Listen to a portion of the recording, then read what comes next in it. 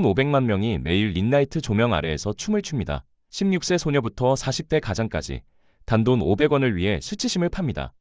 바로 중국 14억 인구가 갇힌 거대한 디지털 광대 수용소입니다. 왜 세계의 공장은 생산 라인 대신 스마트폰 프레임을 선택했을까요? 2024년 기준 900조 원 규모로 폭발한 라이브 커머스 시장. 굴뚝이 멈춘 공장터에서 수만 개의 스마트폰 불빛이 켜지는 순간 세계의 공장은 완전히 망해버렸습니다. 이 기괴한 전환의 메커니즘과 붕괴된 사다리의 실체, 함께 파헤쳐 보도록 하겠습니다. 교복을 벗어던진 16세 소녀가 조명 앞에 섰습니다. 이모처럼 롤스로이스 타고 싶어요. 자켓 신청서를 낸 지 사흘째. 그녀는 왕홍 양성학원의 연습실에서 눈빛 연기를 배웁니다. 카메라 건너편 단돈 500원의 골반을 흔드는 40대 아저씨들이 있습니다. 배 나온 몸으로 땀범벅이 되어 춤추는 떼방 라이브 방송. 한때 공장 생산직이었던 이들은 이제 집단으로 카메라 앞에 서서 대만 네티즌의 조롱 섞인 후원금을 받습니다. 가장 찬란해야 할 10대와 가장 평범해야 할 40대 가장. 이 둘은 지금 같은 꿈을 꿉니다. 바로 디지털 프레임 안에서 살아남는 것입니다. 2020년 중국의 라이브 커머스 시장은 600조 원을 돌파했습니다. 서울 강남구 1년 부동산 거래액의 수십 배 폭인 규모였죠. 2024년에는 900조 원으로 폭발했습니다. 단 4년 만에 50% 성장한 겁니다. 문제는 이 돈이 균등하게 분배되지 않는다는 사실입니다. 상위 1%의 슈퍼 인플루언서가 전체 수익의 80%를 가져갑니다. 나머지는 그 아래에서 하루 20시간씩 카메라를 응시합니다. 왜 이들은 여기 모였을까요? 실물 경제가 무너졌기 때문입니다. 2022년부터 중국의 청년 실업률은 20.8%를 돌파했습니다. 10명 중 2명꼴로 일자리를 찾지 못했죠. 통계청은 발표를 중단했습니다. 숫자가 너무 높아 공개할 수 없었던 겁니다. 35세가 넘으면 채용 시장에서 퇴출당하는 35세의 저주도 고착화됐습니다. 대졸 신입의 평균 월급은 200만 원 남짓. 베이징과 상하이의 월세는 100만 원을 훌쩍 넘습니다. 이래도 남는 게 없는 구조였죠.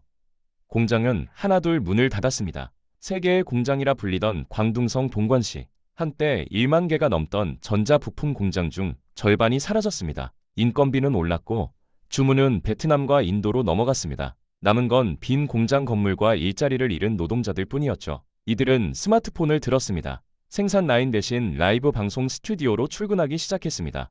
기계를 조립하던 손은 이제 조명 각도를 조절합니다. 16세 소녀는 학교 대신 왕홍학원을 선택했습니다. 40대 아저씨는 공장 대신 떼방 스튜디오를 선택했습니다. 선택이 아니라 생존이었습니다. 밤새 불빛은 꺼지지 않았습니다. 그 불빛을 가능케 한 시스템은 이렇게 작동했습니다. 왕홍 양성학원은 베이징 외곽 산업단지에 모여 있습니다. 한때 섬유 공장이 들어섰던 자리죠. 5층짜리 건물 하나에 300개의 작은 방이 빼곡합니다. 각 방은 3평 남짓. 서울 고시원 한 칸 크기입니다. 링라이트 하나, 스마트폰 거치대 하나, 거울 하나. 이게 전부입니다. 복도를 걸으면 수백 개의 방에서 똑같은 목소리 톤이 흘러나옵니다. 어머, 이거 진짜 대박이에요. 기계처럼 반복되는 감탄사. 이곳은 인플루언서를 찍어내는 공장입니다. 학원비는 300만 원에서 시작합니다. 6개월 과정 기준입니다. 커리큘럼은 놀랍도록 체계적입니다. 1단계, 외모 세팅. 납작한 두상을 가리기 위해 두피에 필러를 넣습니다. 쌍꺼풀 수술은 기본이고 턱선 보톡스까지 권장사항입니다. 필터 미남 필터 미녀가 기본값인 시장에서 살아남으려면 가상 페르소나부터 만들어야 하니까요. 2단계, 발성 훈련. 목소리 톤을 반음 올리고 어미를 살짝 늘립니다. 진짜요가 아니라 진짜 요옹식입니다. 소비자의 경계심을 낮추는 주파수를 찾는 훈련이죠. 3단계가 핵심입니다. 바로 시선 처리와 심리 조종 렌트입니다. 카메라를 보는 각도는 15표 아래에서 위로. 눈동자는 렌즈 정중앙을 뚫어야 합니다. 여러분이 아니라 당신이라고 말합니다. 1대1 대화의 착각을 만드는 겁니다. 렌트는 스크립트로 외웁니다. 이거 안 사면 후회해요. 지금 아니면 못 사요. 제가 먼저 써봤는데 진짜 좋더라고요. 소비자의 결핍을 건드리고 희소성을 강조하고 신뢰를 주입하는 3단 콤보입니다. 강사는 말합니다. 감정은 가짜여도 돼요. 눈빛만 진짜처럼 보이면 됩니다. 학원 하나당 월 매출은 5억 원을 넘습니다.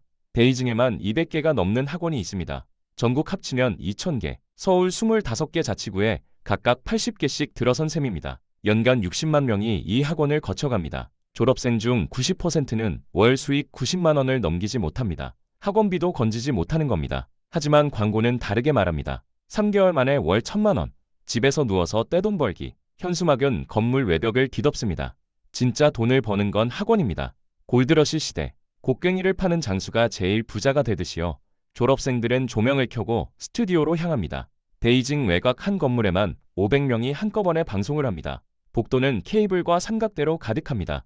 화장실 가는 길도 비집고 지나가야 합니다. 한 명이 월 100만 원을 벌면 건물주는 월 5억 원을 법니다. 임대료와 장비 대여료만으로요. 시스템은 완벽했습니다. 꿈을 파는 자와 꿈을 사는 자, 그리고 그 사이에서 확실하게 수익을 챙기는 중간 상인들. 이 구조 위에서 경쟁은 더 치열해졌습니다. 필터 미남 필터 미녀는 이미 포화 상태입니다. 2024년 기준 중국의 라이브 방송 계정은 1억 개를 넘었습니다. 10명 중 1명꼴로 방송을 하는 셈이죠. 같은 얼굴, 같은 목소리 톤, 같은 멘트. 차별화는 불가능했습니다. 살아남으려면 다른 걸 선택해야 했습니다. 바로 기행이었습니다. 수치심의 문턱을 낮추는 자만이 클릭을 받았습니다. 경쟁은 존엄성을 갉아먹는 방식으로 진화했습니다. 대만 네티즌들이 중국 라이브 방송에 몰려듭니다. 이유는 단순합니다. 돈을 주면 뭐든 시킬 수 있으니까요. 500원 후원하면 시진핑 만세를 외치게 할 수 있습니다. 1,000원이면 대만은 독립국가라고 말하게 만듭니다. 방송인은 웃으며 따라합니다. 조롱인 줄 알면서도요. 댓글창은 폭소로 가득 찹니다. 원숭이 춤 춰봐. 무릎 꿇고 사과해. 명령은 점점 더 모욕적으로 변합니다. 하지만 멈출 수 없습니다. 후원금이 끊기면 그날 수익은 제로니까요. 소수민족 코스프레가 유행했습니다. 한족 남성이 티베트 전통 의상을 입고 춤을 춥니다. 위구르 여성 흉내를 내며 노래를 부릅니다. 시청자들은 이국적이라며 후원합니다. 문화는 소비재가 됐고 정체성은 클릭베이트가 됐습니다. 한 방송인은 몽골 전통 복장을 입고 하루 18시간 방송했습니다. 수익은 월 150만 원. 서울 원 월세보다 적습니다. 하지만 공장 일자리는 이미 사라졌습니다. 선택지는 없었습니다. 가장 기괴한 건 떼방입니다. 단체 방송이라는 뜻이죠. 10명에서 10명까지 배 나온 40대 남성들이 한 방에 모입니다. 좁은 스튜디오에 조명을 수십 개 켜고 일제히 같은 춤을 춥니다. 땀범벅이 되어 골반을 흔들고 손을 흔들고 웃습니다. 시청자는 특정 인물을 지목합니다. 3번 아저씨, 20시간 동안 춤춰봐. 후원금이 들어오면 미션이 시작됩니다. 한 명이 탈진할 때까지 나머지 사람들이 교대로 그를 춤추게 만듭니다. 카메라는 그 과정을 생중계합니다. 가학과 피학이 뒤섞인 디지털 서커스였습니다. 한 떼방 참가자는 말했습니다. 처음엔 수치스러웠어요. 하지만 애들 학원비 내야 하니까요. 그는 20년간 공장에서 일했습니다. 2022년 공장이 문을 닫았습니다. 재취업은 불가능했습니다. 3호세가 넘었으니까요. 떼방 스튜디오에 등록했습니다. 하루 8시간 춤추면 5만 원을 받습니다. 한 달이면 150만 원. 공장 월급의 절반이지만 다른 선택지는 없었습니다. 그는 매일 저녁 7시에 출근해 새벽 3시에 퇴근합니다. 집에 돌아오면 아이들은 자고 있습니다. 아침엔 이미 학교에 갔죠. 아빠가 뭘 하는지 모릅니다. 알면 안 됩니다. 시장은 바닥을 향해 달렸습니다. 존엄의 가격은 500원, 1,000원, 2,000원으로 책정됐습니다. 클릭 경제는 인간을 소비재로 만들었습니다. 하지만 이 잔혹한 시장에도 승자는 있었습니다. 피라미드 꼭대기에서 조 단위 돈을 쓸어 담는 이들이었습니다. 리자치는 2020년 한 해 동안 2조 원을 벌었습니다. 서울 강남구 아파트 500채 값입니다. 그녀는 립스틱을 팔았습니다. 단 하나의 라이브 방송에서 1만 5천 개를 5분 만에 완판시켰죠. 시청자는 동시 접속 6천만 명. 대한민국 전체 인구보다 많습니다. 오마이갓, 이거 진짜 예뻐 라는 한마디에 초당 3,000개씩 주문이 들어왔습니다. 화면 한쪽에는 실시간 판매량 그래프가 수직 상승했습니다. 소비는 광기였고 그녀는 그 광기의 중심이었습니다. 웨이아는 한 번의 방송으로 로켓을 팔았습니다. 진짜 로켓입니다. 민간 우주 탐사 기업과 협업해 4천만 원짜리 로켓 발사 관람 패키지를 내놨습니다. 1분 만에 50개가 팔렸습니다. 총 거래액 20억 원. 그는 자동차도 팔고 부동산도 팔고 심지어 항공기 전세권도 팔았습니다. 한 해 수익은 1조 5천억 원. 그의 방송 하나가 중견기업 한 곳의 연매출과 맞먹었습니다. 광고주들은 줄을 섰습니다. 그에게 5분만 시간을 얻으면 재고를 털 수 있었으니까요. 권력은 뒤집혔습니다. 성룡이 틱토커의 방송에 나왔습니다. 영화 투자금을 받기 위해서였습니다. 60년 경력의 액션 스타가 20대 인플루언서 앞에서 허리를 숙였습니다. 형님, 제 영화 좀 홍보해주세요. 카메라는 그 장면을 담았습니다. 댓글은 화무했습니다. 성룡도 무릎 꿇는 시대, 유덕화도, 쥐윤발도 마찬가지였습니다. 한때 극장을 가득 채우던 배우들이 이제 스마트폰 화면 속 5분을 구걸했습니다. 자본의 흐름이 바뀌었기 때문입니다. 영화 한 편 흥행 수익은 500억 원 정도입니다. 하지만 슈퍼 인플루언서 하나가 움직이는 돈은 연 1조 원을 넘습니다. 광고주 입장에서 선택은 명확했습니다. 영화 포스터보다 인플루언서의 한 마디가 더 효과적이었습니다. 전통 미디어는 무너졌습니다. TV 광고 시장은 5년 새 40% 쪼그라들었습니다. 그 돈은 모두 라이브 커머스로 흘러갔습니다. 권력의 중심축이 스튜디오에서 스마트폰으로 이동한 겁니다. 하지만 꼭대기는 좁았습니다. 전체 방송인 중 상위 1%가 전체 수익의 80%를 가져갔습니다. 100명 중 1명만 성공하는 구조였죠. 그마저도 정점은 더 가팔랐습니다. 리자츠처럼 조단위 돈을 버는 슈퍼스타는 상위 1% 중에서도 극소수, 전국에 수십 명뿐입니다.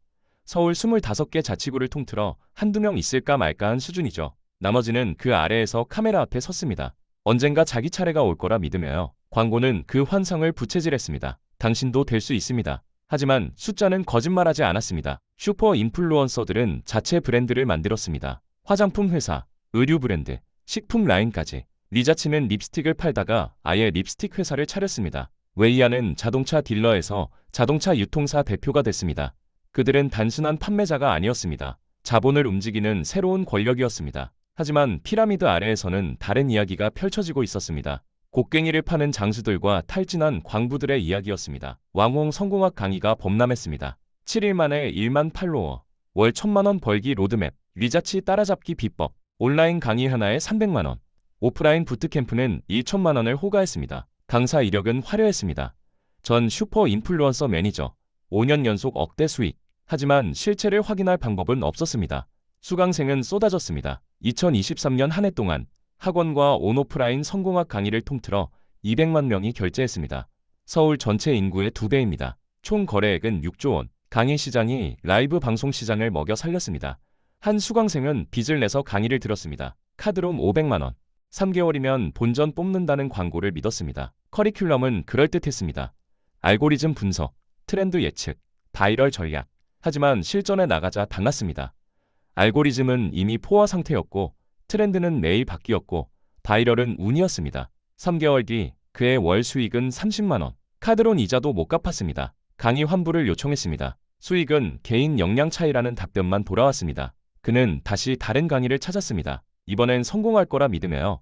곡괭이 장수만 돈을 벌었습니다. 골드러시 시대의 공식이 그대로 반복됐습니다. 광부들은 금을 캐다 탈진했지만 곡괭이와 청바지를 판 상인은 확실한 수익을 챙겼습니다. 왕홍 학원, 장비 대여업, 스튜디오 임대, 온라인 강의. 이들의 수익 구조는 명확했습니다. 꿈을 파는 겁니다. 성공 확률이 1%라도 상관없었습니다. 나머지 99%가 계속 도전하니까요. 시스템은 실패를 먹고 자랐습니다. 왜 이들은 멈추지 못했을까요? 갈 곳이 없었기 때문입니다. 2022년 6월 중국 통계국은 청년 실업률 발표를 중단했습니다. 20.8%를 찍은 직후였습니다. 10명 중 2명이 넘는 청년이 일자리를 못 구했다는 뜻이었죠. 실제 체감 실업률은 더 높았습니다. 비정규직과 단기 알바까지 포함하면 30%를 넘긴다는 추산이 나왔습니다. 통계는 숨겼지만 현실은 숨길 수 없었습니다. 대학 졸업장을 들고도 편의점 아르바이트조차 구하기 어려웠습니다. 3~5세의 저주는 더 가혹했습니다. 채용 공고 대부분에 35세 이하라는 조건이 붙었습니다.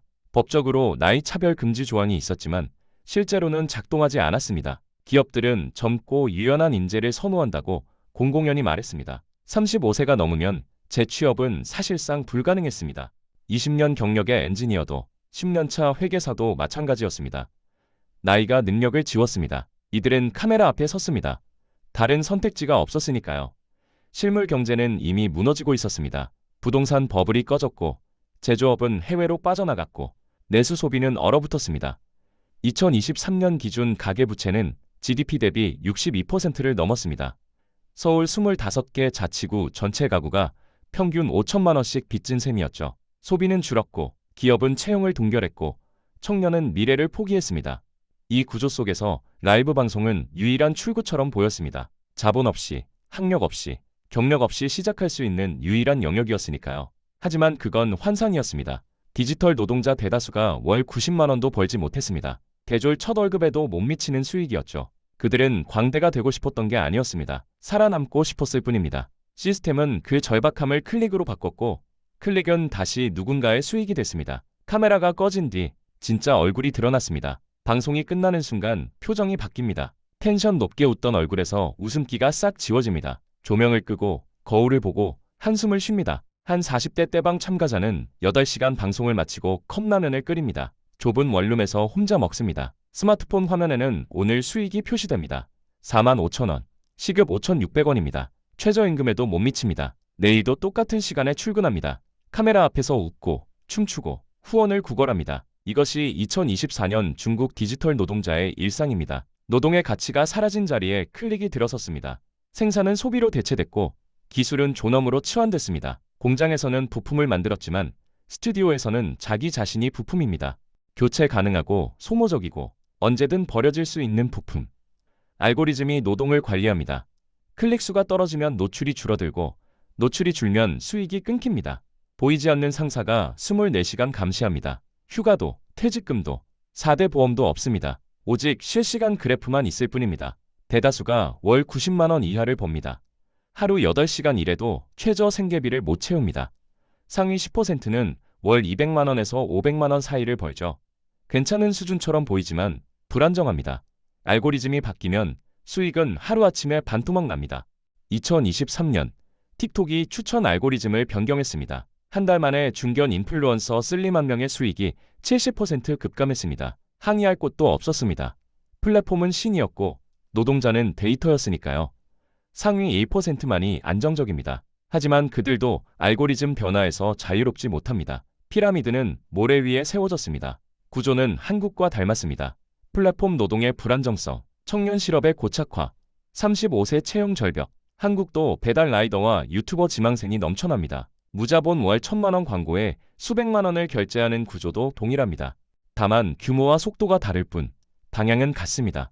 실물 경제가 약화되면 디지털 플랫폼이 그 자리를 채웁니다. 하지만 플랫폼은 고용을 보장하지 않습니다. 오직 기회만 판매할 뿐입니다. 시스템은 희망을 연료로 작동합니다. 다음 달엔 잘 될 거야. 조금만 더 하면 떡상할 거야. 같은 꿈을 꿉니다. 하지만 꿈을 이룬 사람은 1%도 안 됩니다. 나머지는 조명 앞에서 늙어갑니다. 16세 소녀는 20대가 되고 40대 가장은 50대가 됩니다. 카메라는 늙은 얼굴을 좋아하지 않습니다. 필터로 가릴 수 있는 한계가 있습니다. 결국 교체됩니다. 새로운 16세가 들어옵니다. 순환은 멈추지 않습니다. 컵라면을 먹던 40대 남성은 스마트폰을 내려놓습니다. 내일도 방송을 시작할 겁니다. 춤추고 웃고 후원을 구걸할 겁니다. 선택지가 없으니까요. 공장은 이미 문을 닫았고 나이는 35세를 넘었고 이력서는 읽히지 않습니다. 디지털 프레임만이 유일한 출구입니다. 하지만 그 출구는 함정입니다. 들어가기는 쉬워도 나올 수 없는 구조입니다. 변화의 조짐은 어디에도 보이지 않았습니다. 아니, 정확히는 보이지 않는 척했습니다. 2023년 여름, 베이징 정부가 움직였습니다. 라이브 커머스 플랫폼에 대한 규제안을 발표했습니다. 핵심은 3가지였습니다. 첫째, 허위 과장 광고 금지. 둘째, 미성년자 방송 제한. 셋째, 노동시간 상한선 설정. 하루 12시간 이상 방송 금지 조항이었죠. 플랫폼들은 반발했습니다. 창작의 자유를 침해한다는 논리였습니다. 하지만 정부는 밀어붙였습니다. 탈진 사고가 속출했기 때문입니다. 한 20대 여성이 36시간 연속 방송 중 쓰러져 병원에 실려갔습니다. 과로사 직전이었죠. 사건은 소셜미디어에서 폭발했습니다. 이게 노동이냐, 학대냐는 논쟁이 일었습니다. 규제는 절반만 작동했습니다. 대형 플랫폼은 시간 제한 시스템을 도입했습니다. 12시간이 되면 자동으로 방송이 종료됩니다. 하지만 우회로는 즉시 생겼습니다. 계정을 여러 개 만들어 플랫폼을 옮겨 다니며 방송하는 겁니다. 틱톡에서 12간, 콰이쇼우에서 12간. 결국 하루 24시간 방송이 가능했습니다. 단속 인력은 부족했고 플랫폼 간 정보 공유는 없었습니다. 규제는 껍데기만 남았습니다. 노동자들도 규제를 반기지 않았습니다. 12시간만 일하면 수익이 줄어든다는 이유였죠. 생존 압박이 법보다 강했습니다. 알고리즘 투명성 요구도 나왔습니다. 한 노동권 단체가 플랫폼을 상대로 소송을 냈습니다. 추천 알고리즘 기준을 공개하라는 내용이었습니다. 노동자들은 왜 어떤 방송은 노출되고 어떤 방송은 묻히는지 알 권리가 있다고 주장했습니다. 1심은 기각됐습니다. 영업 비밀이라는 이유였죠. 항소가 진행 중입니다. 결과는 불투명합니다. 하지만 논의 자체가 의미 있었습니다. 플랫폼이 절대 권력이 아니라는 인식이 퍼지기 시작했으니까요. 일부 노동자들은 조직화를 시도했습니다. 상하이에서 라이브 방송인 300명이 모여 협동조합을 만들었습니다. 플랫폼 수수료를 줄이고 장비를 공동 구매하고 수익을 공정하게 나누는 구조였습니다. 첫 해 조합원 평균 수익은 월 120만 원으로 올랐습니다. 개인으로 활동할 때보다 30% 증가한 수치였죠. 다른 도시로 확산됐습니다. 2024년 말 기준 전국 50개 도시에 유사 협동조합이 생겼습니다. 하지만 전체 중 0.1%도 안 되는 숫자였습니다. 대부분은 여전히 혼자 싸웠습니다. 실물 경제 회복 없이는 근본 해결이 불가능했습니다. 정부는 제조업 리쇼어링 정책을 발표했습니다. 해외로 나간 공장을 다시 중국으로 불러들이겠다는 계획이었죠. 세제 혜택과 토지 지원을 약속했습니다. 하지만 기업들은 돌아오지 않았습니다. 인건비는 이미 베트남의 3배였습니다. 숫자로는 안 맞았습니다. 2024년 한 해 동안 리쇼어링에 성공한 사례는 50개 기업, 같은 기간 해외로 이전한 기업은 500개였습니다. 10배 차이였습니다. 공장은 계속 사라졌고 조명은 계속 켜졌습니다. 교육 개편 논의도 시작됐습니다. 왕홍 양성학원을 정규 교육과정에 편입시키자는 제안이 나왔습니다. 어차피 청년들이 이쪽으로 몰리는데 차라리 제대로 가르치자는 논리였죠. 반대 의견이 거셌습니다. 교육이 취업 사관학교로 전락한다는 비판이었습니다. 논쟁은 여전히 진행 중입니다. 결론은 나지 않았습니다. 하지만 한 가지는 분명해졌습니다. 시스템은 이미 청년들을 디지털 플랫폼으로 내몰았고 되돌릴 방법은 보이지 않는다는 사실이었습니다. 변화는 느렸고 대안은 미약했습니다. 하지만 완전히 없지는 않았습니다. 균열은 생겼고 질문은 던져졌고 실험은 시작됐습니다. 문제는 속도였습니다. 변화가 오기 전에 더 많은 사람이 탈진할 거라는 사실. 이 시스템이 우리에게 남긴 메시지는 분명했습니다. 조명이 꺼진 뒤의 풍경은 쓸쓸했습니다. 디지털 노동자, 900조 원 시장, 단돈 500원에 팔리는 졸업. 중국이 보여준 건 플랫폼 경제의 잔혹한 민낯이었습니다. 실물 경제가 무너진 자리를 디지털 환상이 채웠고 꿈을 판매하는 시스템은 실패를 연료로 굴러갔습니다. 16세 소년은 학교 대신 조명을 선택했고 40대 가장은 공장 대신 떼방 스튜디오로 출근했습니다. 갈 곳이 없었으니까요. 왕홍 양성학원은 연간 6조 원을 벌어들였습니다. 수강생 대다수는 투자금도 회수하지 못했습니다. 진짜 돈을 번 건 곡괭이 장수들이었죠. 골드러시 공식은 21세기에도 작동했습니다. 광부는 탈진하고 상인은 부자가 되는 구조. 플랫폼은 중립을 가장했지만 알고리즘은 승자와 패자를 명확히 나눴습니다. 상위 1%가 80%를 가져가는 피라미드. 나머지는 희망을 연료로 오늘도 카메라 앞에 섰습니다. 3, 5세의 저주와 20.8%를 돌파한 청년 실업률. 통계는 숨겨졌지만 사람들은 조명 앞에 모였습니다. 숫자는 거짓말하지 않았습니다. 일자리는 사라졌고 미래는 불투명했고 플랫폼만이 유일한 출구처럼 보였습니다. 하지만 출구는 함정이었습니다. 들어가기는 쉬워도 나올 수 없는 구조. 최저임금에도 못 미치는 시급으로 하루 12시간씩 일하고 알고리즘 변화 하나에 수익이 반토막 나고 항의할 곳도 없는 시스템. 이것이 디지털 광대 수용소의 작동 원리였습니다. 규제는 미약했고 대안은 느렸습니다. 협동조합과 노동시간 제한, 알고리즘 투명성 요구, 변화의 씨앗은 뿌려졌지만 뿌리 내리기 전에 더 많은 사람이 탈진했습니다. 실물 경제 회복 없이 플랫폼 노동만으로는 지속 불가능했습니다. 공장은 돌아오지 않았고 방송은 계속됐습니다. 순환은 멈추지 않았습니다. 과연 우리는 이를 비웃을 자격이 있을까요? 한국도 플랫폼 노동자 220만 명, 무자본 월 1,000만 원 광고에 수백만 원을 결제하는 구조는 동일합니다.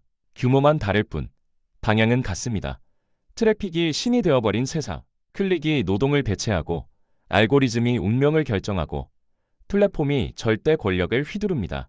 중국은 규모와 속도에서 앞서갔지만 한국도 같은 길을 걷고 있습니다. 차이는 시간뿐입니다. 14억 디지털 광대 수용소가 보여준 교훈은 명확합니다. 플랫폼 경제는 기회가 아니라 함정이며 실물 경제 없이는 지속 불가능하다는 사실입니다. 하지만 우리는 조명을 끄지 않습니다. 갈 곳이 없으니까요. 과연 출구는 어디에 있을까요? 오늘 영상이 유익하고 재밌으셨다면 구독과 좋아요 부탁드리겠습니다. 영상 제작에 큰 힘이 됩니다. 다음 영상에서 뵙겠습니다.